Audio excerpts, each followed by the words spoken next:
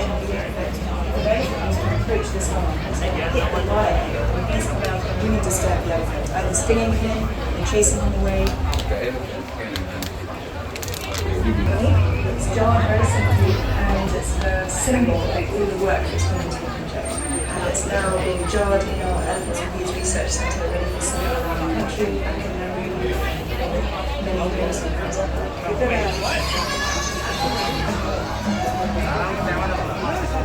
This was just in partnership with Disney. They have been instrumental in 2019. They've come on board and they've brought not only funding Disney wildlife conservation, but also expertise. I'll be flying off. I'll be flying off in 2 days. After 2 days, I'll be flying.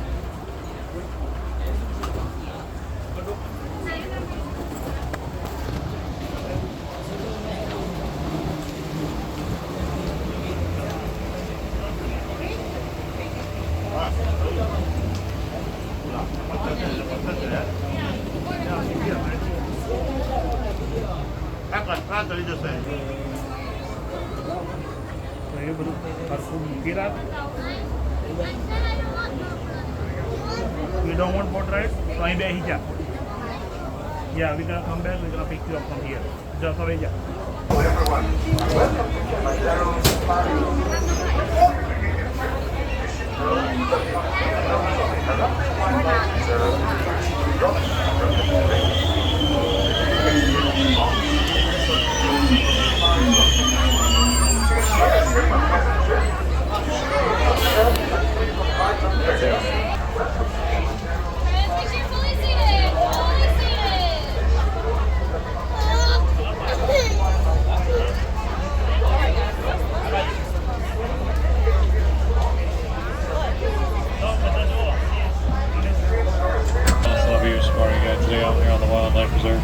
Safe things to keep in mind while we're out here. Make sure to keep hands, arms, feet, and legs inside the truck at all times. And everyone needs to remain fully seated. While we're out here, we do ask you please do not shout, scream, whistle, or make animal noises towards the animals out here on the reserve.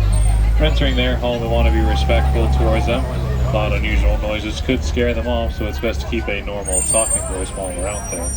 If you plan on taking photos, I suggest having the cameras out and ready to go. Not able to stop for every animal we see, and not every animal is stopping for me, so I'll be ready to take those photos once we see them. While we're waiting here, you can look on above you to see that animal spotting guide. I'm going to show you some of the animals we hope to find out here on the reserve. Can't promise we're going to spot every single animal that's up there on that list. We tend to have some pretty good luck, so hopefully we can spot a good amount of them while we are out here.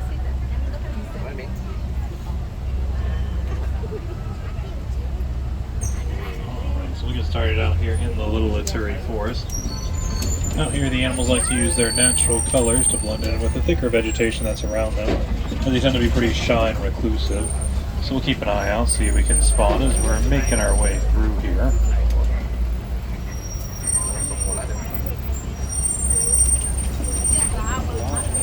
Right there. It's pretty close.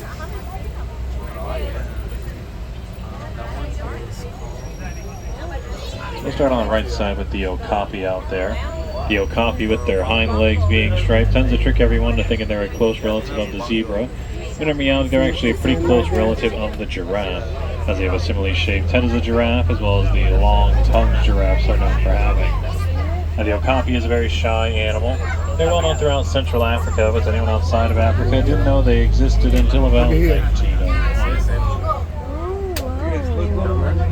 Over on the left side here, we are going to come across the bongo.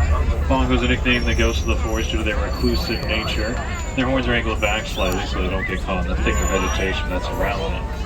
Both male and female bongos will grow horns on their heads. So the way you can tell them apart is from the colors on their chest, as males will grow a darker color, whereas the females grow more of a lighter color.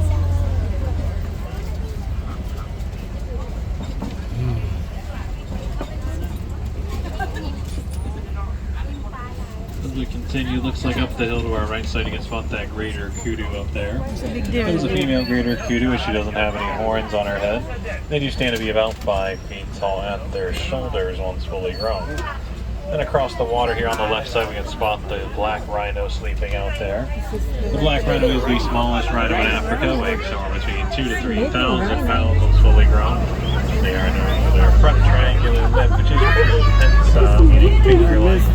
So use that to help grab at their food as they browse around the forest.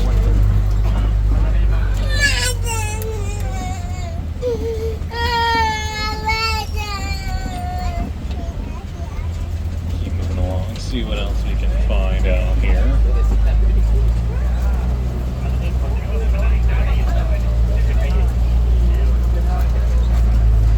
We have made it to the edge of the forest. We'll make our way into the next section of the reserve known as the Sampi River. Sampi River is going to be home to animals like to stay in or around the water most of the time. So we'll keep an eye on the water as we make our way along the river. See if we can find anything swimming around while we're out here.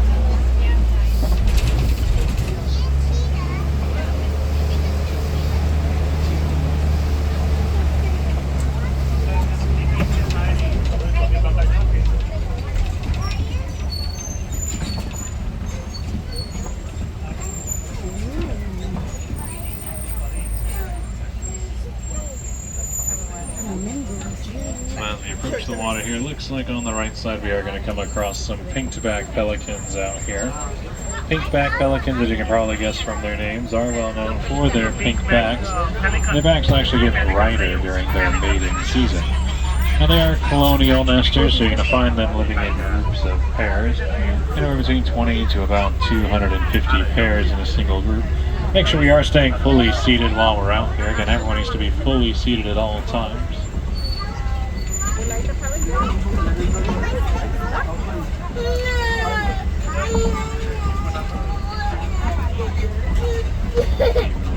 See what else we can find.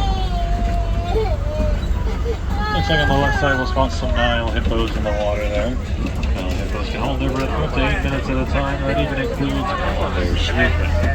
When they're sleeping underwater, they're actually able to come up to get a fresh breath of air without even having to wake up. They do have the ability to swim, but you're going to find for the most part they actually like to run or walk along the riverbed. It'll help save their energy. They do also grow some pretty large incisors in their mouth. They get up to about 18 inches long on average. They don't use those incisors, they'll eat their food as they only tend to eat grass. It's actually used to help defend themselves. They are very territorial animals.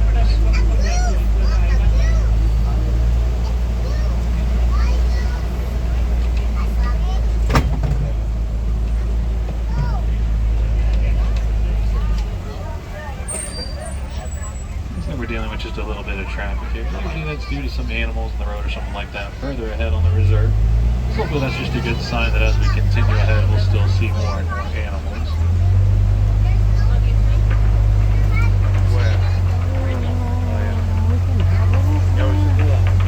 I don't recommend it. You are not. I don't recommend it. Also, kind of hard to see due to the thicker vegetation. Again, we got to stay in those seats at all times we are out here. That's not an optional rule, that is required. So make sure you are staying fully seated at all times. Like I was saying, out to the left, a little hard to see is the Nile crocodile. They grow anywhere between 10 to 20 feet long. They're going to be very loving parents as they'll hold their eggs in their mouths and slowly pull them around until they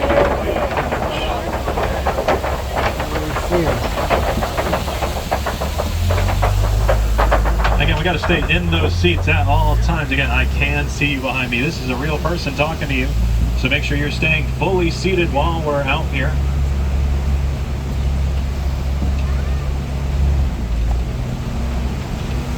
We made it to the end of the river. We're making our way towards the largest section of the reserve, which is the savannah. The savannah is home to the animals you think of most when you think of African animals, such as giraffes and zebras. There's a lot of animals that call the savannah their home, some of which you may have never even seen or heard of before. So we'll make our way down there, see what all we can find.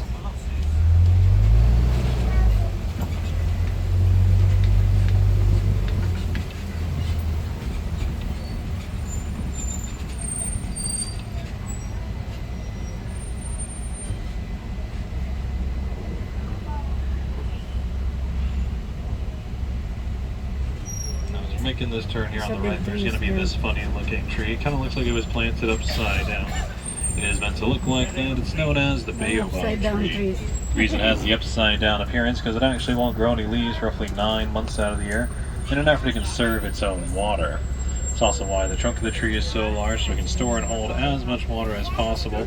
That way it can survive any droughts that might happen. We'll slowly start to make our way down to the savanna, see what all we can find.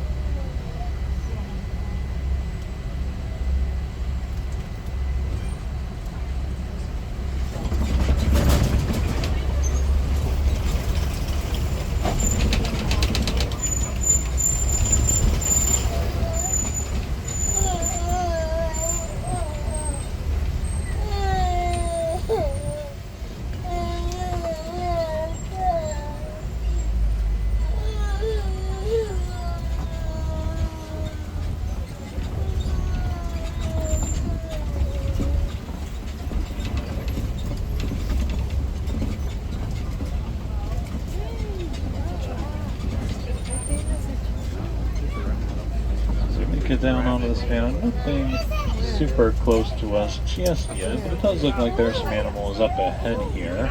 They'll be kind of out to our right-hand side until we're able to get closer to them. So first you probably see that Maasai giraffe out there. The Maasai giraffe can stand anywhere between 16 to 20 feet tall. The reason you know it's the Maasai giraffe is actually from the patches on their coat. If we're able to get close to them, you'll notice the edges of their patches are very rough and jagged. That's going to help set them apart from the other species of giraffes. Also some Hartmann's mountain zebras out there. The stripes on the zebras are unique to each of them, just like our fingerprints are unique to each of us. They're able to tell each other apart just from their stripes alone. Now there are some similarities between their stripes since they are the same species of zebra. As you get closer, you'll notice that their stripes don't fully wrap around their stomachs. They kind of stop right along the sides of them. Their stripes also get wider as they reach their hind legs. Yeah, they were On the left, kind of hard to see, there are some African painted dogs resting in the shade there, kind of directly to our left side.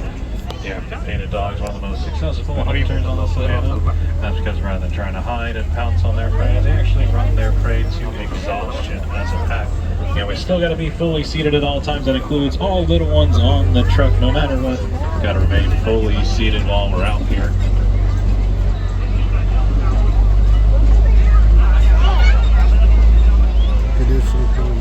As we make this turn here over on the left side, we are going to spot some sable antelopes out here. You'll notice their horns curve in an arc towards their backside. That's because they use those horns to defend themselves from anything jumping onto them. One of the few animals out here will stand their ground and fight back against any would-be predators. Hartmann's mountain zebras on the left side there. That group of these zebras is known as a dazzle. And we're also going to pass these large dirt mounds, which are termite mounds. Termite mounds are made out of a mix between mud, saliva, and dung, which doesn't sound like the strongest combination of materials. However, when the termites put them together, these mounds can be as strong as concrete. On the left on the hill, you can spot the eland out there. The eland is one of the largest antelopes in the world. The males stand to be about 6 feet tall at their shoulders once fully grown. They go pretty long periods of time without drinking any water. Anywhere between a week to a month without water, that would heavily relies on the food they're getting. Basically, the more water in their food, the less water they have to go and find. Some more Maasai giraffes out here to our left-hand side. Every group of these giraffes is known as a tower, which makes sense given their tower height. We do share one thing in common with the Maasai giraffe. It's actually the amount of vertebrae in our necks. Both us and giraffe have 7 vertebrae in our necks. Ours are just significantly smaller than theirs. Also on the left side, we'll spot the springbok down here. Springboks only grow to be about 2 to 3 feet tall, but they're well known for their ability to jump. They can jump up to about 6 feet high, or up to 13 feet forward while they're running. I can't get the picture.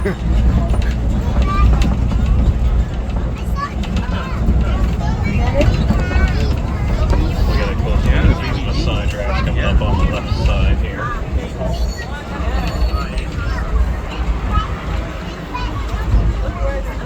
Look at this one in front of you. It's a baby giraffe. How big that one is.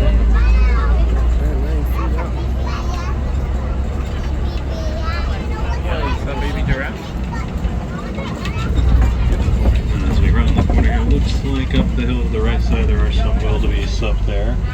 Wildebeest are well known for their migrating habits. On average, every year, about 1.5 million of them migrate anywhere between 500 and 1,000 miles. If you ever find a large herd of wildebeest lying down near the uplands, they try to lie in rows facing as many different directions as possible. That way they can see any incoming danger, and if they need to, they have the space to stand up and run without having to step all over each other. Some more in the bushes to our left side there as we're continuing along. As well as some more beside giraffes.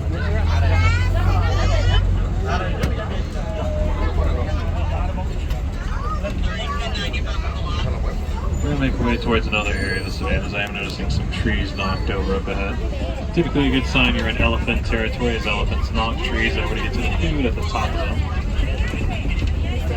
So we'll keep an eye out as we make our way through here, see what all we can find.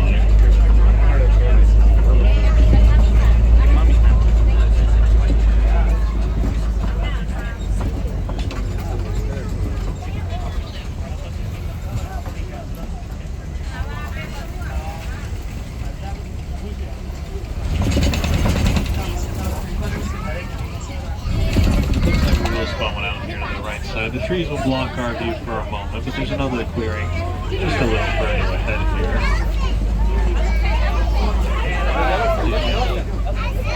Now the African elephant, well known for that trunk of theirs. Their trunk is prehensile. Again, that means finger-like. So as you can see, they'll use their trunks to help grab things like their food to bring up to their mouth. They will also use their trunks to grab dirt and mud to toss onto their backside, as they are known to have very sensitive skin. And the dirt and the mud is going to act like a natural sunscreen for them throughout the day. Now our conservation team actually learned that because of the elephant's sensitive skin, that they're actually scared of bees. You see farmers in Kenya have been having trouble with elephants raiding their crops due to human encroachment on elephant territory. And unfortunately they're turning to poaching the elephants to keep them away. So to help out those farmers and help out the elephants, our team told them to start planting beehives on the edges of their fences. That way, as the elephants got closer, they would hear the bees using their keen sense of hearing, and they would actually steer clear of the farm, saving the farmers their crops, which would in turn save the elephants from being poached. It even gave the farmers the added benefit of being able to sell the honey that the bees produced.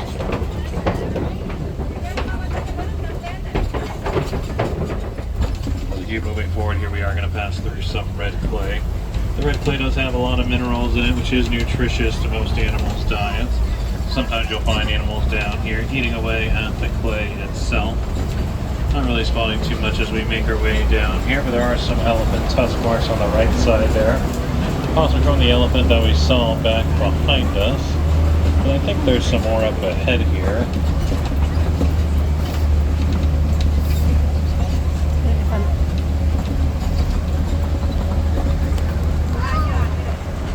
You see him out there to the left-hand side. The African elephant does live in a matriarch society, so they are led by an older female of the group. And a herd of the elephants is usually made up of mostly female elephants. That's because once the males reach a certain age, they're actually going to leave the herd to live most of their adult lives on their own, but they will occasionally join back up with the herd. Let's see, once we get around these bushes here, we should get a pretty clear look at them.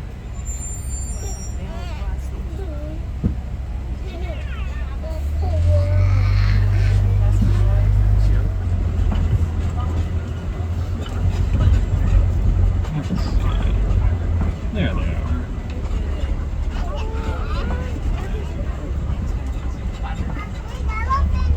I think they were a bit more further ahead, closer to the water up ahead, so we'll make our way down towards the water, see if we can get a closer look at them.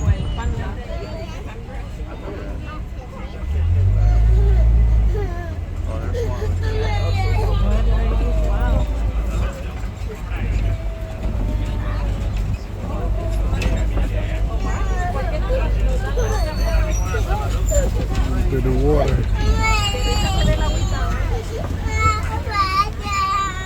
See him just across the way here on the left-hand side. It looks like as we round the corner here, we're also going to come across some greater flamingos. They're also going to be to our left-hand side. Greater flamingos are well known for their pink color. They do get that color from their diet. Their diet consists of brine shrimp, which is high in beta-carotene. That beta-carotene cheetahs will turn their feathers that pink color. Now, they're not hatched that pink color, they're hatched more of a grayish color. And over the course of a year or two, they get that pink coloration to their feathers. They're the largest of the flamingos, as well as the lightest colored of the flamingos. And a group of them is known as a flamboyant.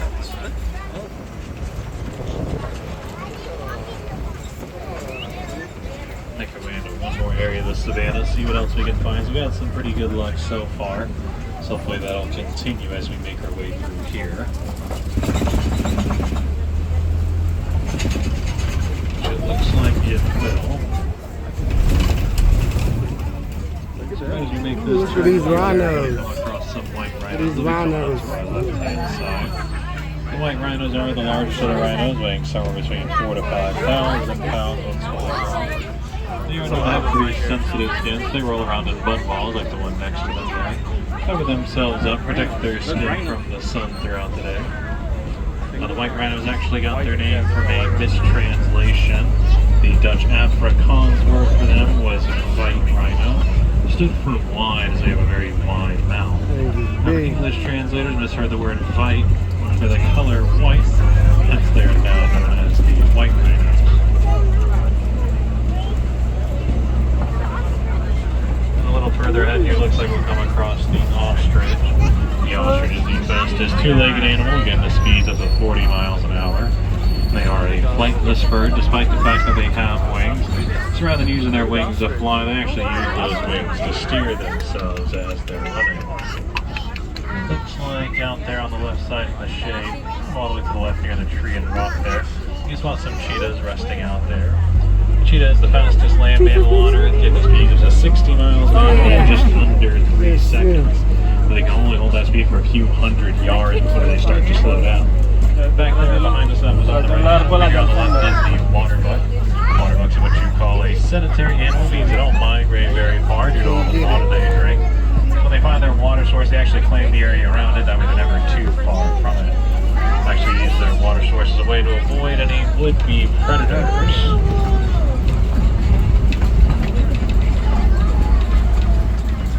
Make our way towards the Kilpie Rock Formation up ahead here. This rock formation is used by all sorts It was of way animals back. as a way to survey the nearby area. And it provides a nice elevated lookout spot. So we'll circle around, see if we can find up here, though. Not seeing anything at the moment.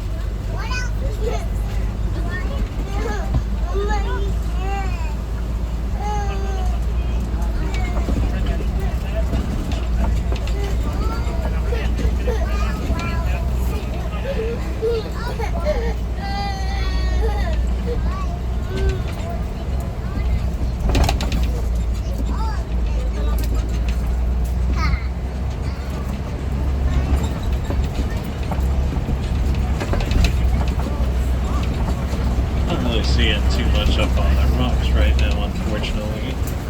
So we'll just keep moving along, see what else we can find around here.